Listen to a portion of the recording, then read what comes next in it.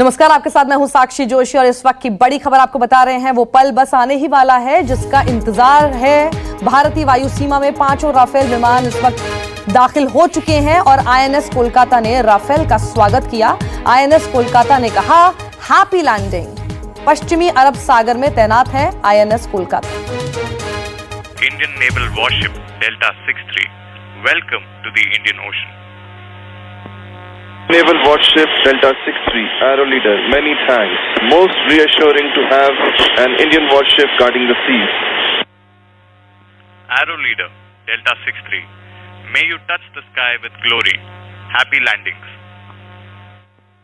Delta 63, Arrow Leader, wish you fair winds. Happy hunting over and out. Indian Naval Warship Delta 63, welcome to the Indian Ocean.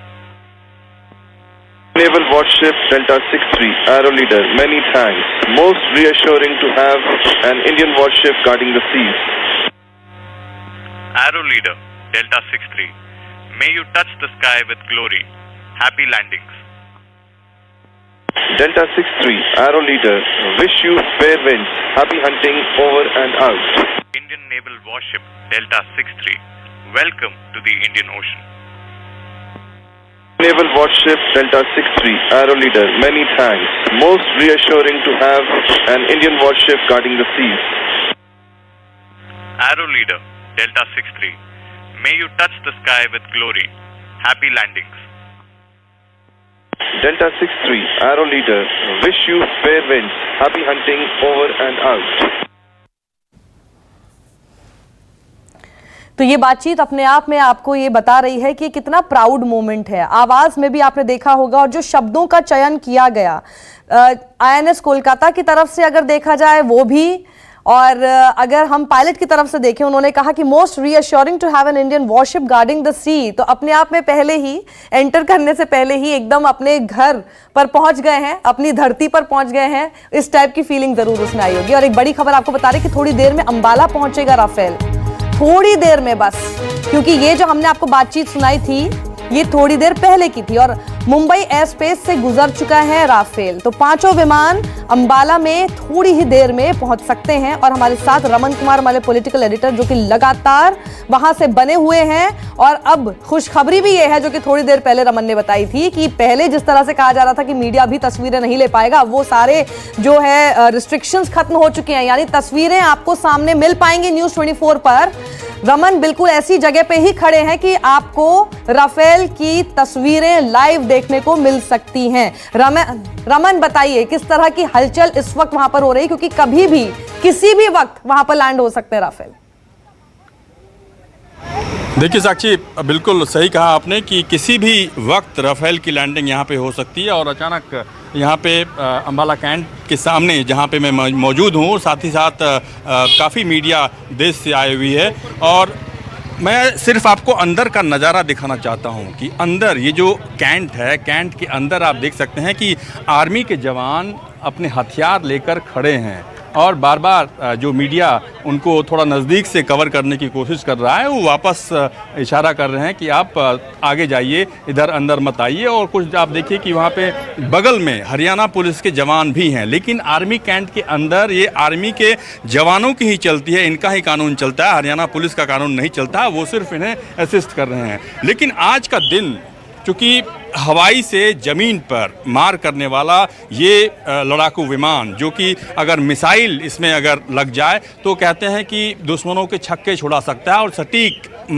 निशानेबाजी सटीक इसकी मार होती है। और इसके लैंड करने के साथ ही जो 5 राफेल लड़ाकू विमान के अंबाला कैंट में लैंड करने के साथ ही भारत की सैन्य शक्ति में जो इजाफा होगा, जो ताकत बढ़ेगी, इसका अंदाज़ा भारतीय वायुसेना को भी है, भारत सरकार को भी है। लेकिन जैसे ही ये राफेल विमान भारत आ रहा है, इसकी खलबली आपको पाकिस्तान या चीन में भी देखने को मिल रही है, क्योंकि इसके बारे में सभी जितने भी विशेषज्ञ हैं वो कह रहे हैं कि ये एक अद्भुत लड़ाकू विमान है जिसके इस्तेमाल करने के बाद भारत की सैन्य क्षमता काफ़ी बढ़ेगी और इसको रिसीव करने के लिए इतना महत्वपूर्ण है, इसीलिए इसको रिसीव करने के लिए एयर चीफ खुद यहाँ पर मौजूद हैं, क्योंकि जब वो एयर वाइस चीफ थे उस वक्त उनकी बड़ी भूमिका थी इस डील को साइन करने में। वो उस कमिटी के सदस्य थे जिसने इस डील को मंजूरी दी थी, और इसीलिए इनके नाम पे भी 2 जो विमान आ रहे हैं उनमें लिखा हुआ है RK-001, यानी कि RKS भदौरिया इनका नाम है पूरा, RK-001 RK-002 इनके नाम पे ही 2 राफेल लिखा हुआ है, जो कि कहा जाता है कि टेल है इसका। यानी कि सबसे बड़ी बात है कि बहुत बड़ा अचीवमेंट है भारत के वायुसेना के लिहाज से, और भारत की ताकत में जो इजाफा होगा उस लिहाज से साक्षी जी।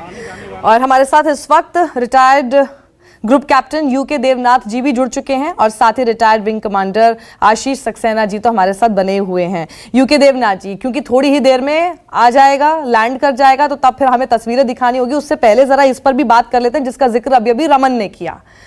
चीन के पास जो J-20s और प्लस पाकिस्तान के F-16s, इनके दम पर वो उछलता है। J-20 के बारे में कहा जा रहा है कि 5th जनरेशन है, राफेल 4.5 जनरेशन है, लेकिन कई सारे डिफेंस एक्सपर्ट्स ये कहते हैं कि असल में अगर J-20s को देखा जाए तो वो है 3.5 जनरेशन ही, यानी राफेल से ज्यादा बेहतर नहीं है। आपके क्या मायने हैं इसमें, आपका क्या मानना है इसमें, क्या राफेल वाकई में बेहतर है दोनों से? आपने एकदम सही फरमाया। आपका जो सवाल है वो बहुत ही दुरुस्त है।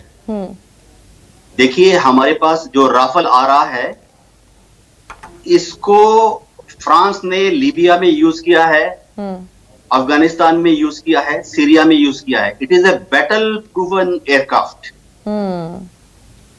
इंटरनेशनल सिनेरियो में राफेल की कंपटीशन हुई थी अमेरिका के जहाजों के साथ। इंटरनेशनल कंपटीशन होता है exercise red flag, exercise maple. उसमें राफेल के कंपटीटर्स थे एक्सरसाइज के दौरान रशियन एयरफोर्स के जहाज, जर्मन एयरफोर्स के जहाज, यूएस एयरफोर्स के जहाज। उस कंपटीशन में राफेल ने बहुत ही उम्दा टॉप क्लास रोल निभाया था। लेकिन इसके मुकाबले J-20 जो कि चाइना ने बनाया है एक हॉच पॉच मशीन है। उन्होंने इंजन ले लिए पुराने वाले रशिया से। उन्होंने एक इजराइल का अबंडेंट फाइटर एयरक्राफ्ट प्लान था लावी। उन्होंने लावी से कुछ इलेक्ट्रॉनिक सिस्टम्स चुरा लिए, कॉपी कर लिए, या सस्ते में ब्लैक मार्केट में खरीद लिए, जिसमें चीन माहिर है। एग्जैक्टली। तो खास बात यह है कि आज तक J-20 का किसी भी इंटरनेशनल डिस्प्ले में पार्टिसिपेशन नहीं किया गया है। चाइना बार बार J-20 की वीडियो बनाकर दुनिया को भेजता रहता है, हिंदुस्तान को भेजता रहता है, लेकिन आज तक J-20 ने किसी भी इंटरनेशनल एक्सरसाइज में, देखिए एयरफोर्स में क्या होता है, युद्ध तो रोज नहीं हो रहा है, लेकिन सारी एयरफोर्सेस साल में एक बार या साल में 2 बार एक्सरसाइज करती है, यानी एक सिमुलेटेड नकली युद्ध होता है। J-20 आज तक चाइना के बाहर जाकर किसी भी दूसरी एयरफोर्स के साथ किसी भी एक्सरसाइज में पार्टिसिपेट नहीं किया है। चाइना ने इसको छुपा के रखा है। मैं बताता हूं क्यों। वो बोलते हैं कि ये स्टेल्थ एयरक्राफ्ट है। स्टेल्थ एयरक्राफ्ट का मतलब है कि दुश्मन का जब रेडार J-20 को ढूंढने की कोशिश करेगा, दुश्मन का रेडार J-20 को देख नहीं पाएगा।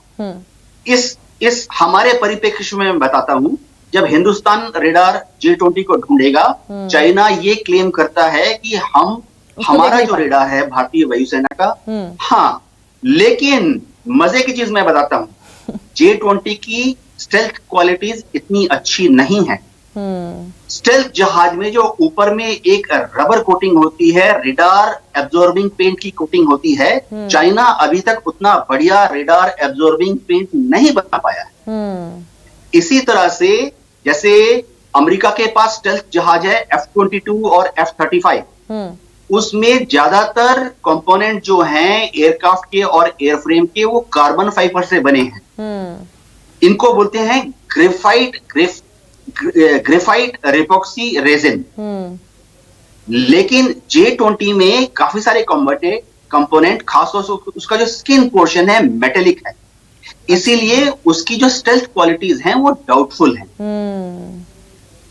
सुनने में तो ये भी आया है, क्योंकि अभी मैं वर्तमान में वायुसेना में काम नहीं कर रहा हूं, लेकिन सुनने में ये आया है कि पिछले एक महीने से जब हमारे जहाज Su-30 और मिराज 2000 तिब्बत की बॉर्डर पर उड़ रहे थे, उस वक्त किन्हीं विशेष परिस्थितियों में उनको J-20 का रेडार सिग्नेचर दिखाई दिया। इसका क्या मतलब है कि चाइना जो है वो अपने J-20 की स्टेल्थ प्रॉपर्टीज को बड़ा चढ़ाकर बोल रहा। मैं आपको एक और चीज बताना चाहता हूं। J-20 की स्टेल्थ प्रॉपर्टीज जिसको की लेके चाइना इतना शोर मचा रहा है, कोई खास बात नहीं है, क्योंकि J-20 जब युद्ध में आएगा तो उसके पायलट्स को वॉइस टू वॉइस आपस में एक जहाज से दूसरे जहाज से बात करनी पड़ेगी। J-20 के पायलट्स को अपने जो उनका ग्राउंड कंट्रोल सिस्टम है, ग्राउंड कंट्रोल इंटरसेप्शन सिस्टम है, उसके कंट्रोलर से बात करनी पड़ेगी। उस वक्त हमारे जो अवाक, भारतीय वायुसेना के पास अवाक हैं, एयरबॉर्न कंट्रोल सिस्टम्स, ये बहुत बढ़िया वार्निंग देते हैं। 400 किलोमीटर तक इनकी पहुंच है। जैसे ही J-20 के पायलट ने अपने माइक्रोफोन से अपनी वॉइस को ट्रांसमिट किया, हमारे अवाक तुरंत उसका जो VHF रेडिएशन है या HF रेडिएशन है, उसके voice to voice and air to ground जो फ्रीक्वेंसी है उसको पकड़ लेगी, उसको पकड़ लेते हैं। तो ये तो बात हो गई चीन की। आशीष जी जरा F-16 की भी बात कर लेते हैं, जरा पाकिस्तान को भी बता देते हैं कि हमारे पास जो आया है वो क्या आया है। F-16 तो बहुत ही पुराना एयरक्राफ्ट है। अभी आपने पुलवामा अटैक में देखा था कि हमारे MiG-21 वायुसेना ने R-13 मिसाइल से उसको शूट कर दिया। तो आप विंग कमांडर अभिनंदन का नाम आपको याद होगा, आपके टीवी में बहुत दिखाया गया। मैं तो सर वहां पर जब हमारा MiG-21 जिसको गिरा सकता है, हाँ। तो F-16 का यहाँ तो रफाल की बात कर रहे हैं। रफाल का तो कोई मतलब मुकाबला ही नहीं है उसके सामने, ठीक है। तो जो है F-16 तो कहीं ठहरते ही नहीं है। अब जहां तक कि गुरुप्रीत देवनाथ ने बताया है, बहुत ठीक बताया है। ये जो है, नमस्कार, मैं हूं मानक गुप्ता। अगर आपको हमारा ये वीडियो पसंद आया हो तो इसे लाइक और शेयर जरूर करें, और हां, हमें सब्सक्राइब और फॉलो करना ना भूलें ताकि आप देश और दुनिया की कोई खबर मिस ना करें। तो जुड़े रहिए हमारे साथ और देखते रहिए News 24।